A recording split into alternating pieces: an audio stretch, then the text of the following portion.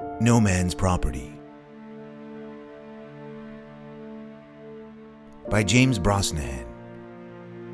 Enslaved nurse must rely upon her faith, medical knowledge, and cunning to escape her abusive enslaver. No Man's Property is a female-centered drama inspired by a true story. Linda, the African-American protagonist in this screenplay, is far more dynamic and greater than the suffering forced on her. Instead of reaffirming the violence that everyone correlates with slavery, this story highlights Linda's inner strength, medical knowledge, and faith. Linda is a 19-year-old black woman who is enslaved by Dr. Flint and his wife, Mrs. Flint. Her childhood friend Nate, a 21-year-old black man, was born to a freed black woman and is thereby free himself, and works as a carpenter.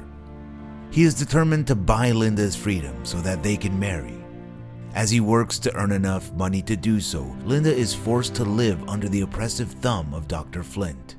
While he allows her to read his medical books and help him tend to patients, he often takes advantage of her. As she tries to flit around his increasingly perverse sexual advances, his wife becomes increasingly jealous and wishes Linda gone, but Dr. Flint refuses to let her go. Meanwhile, Linda uses her medical knowledge to save a young boy from Dr. Flint's attempts to cut his leg off. This boy turns out to be the son of a local farmer. She then helps to save a little girl named Kate, who is the daughter of Matthew, a slave hunter. When Nate returns with enough money to buy her freedom, Dr. Flint refuses and threatens to kill him on sight. Desperate to get out, and afraid of how much worse it will get, Linda tries to get Mrs. Flint to help her convince Dr. Flint to sell her to Nate. But the doctor still refuses.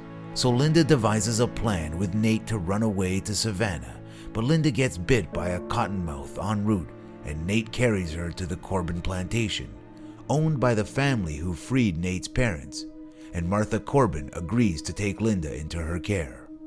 One night, a patrol comes to search the Corbin plantation. While Linda manages to hide, Sam, one of Martha's sons, gets injured during the raid. Linda is able to set Sam's bone. As she finds herself facing increasingly difficult obstacles on her journey to freedom, the people who she helped with her medical knowledge before come to her aid. The farmer helps her get to Nate in Savannah. Mrs. Corbin repays her for saving her son Sam by hiding her away and helping her to freedom.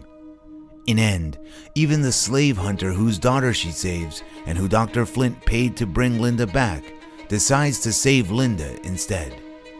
Dr. Flint, on his way to look for Linda in New York, dies when the ship he's on capsizes.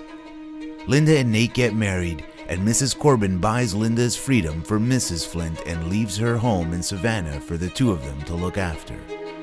In exchange, she offers to pay them enough to buy their own home one day. The dream of Linda's life is not yet realized. Although free from her enslaver, she wishes to walk in the same sunshine as white people and not in the shadow of Jim Crow.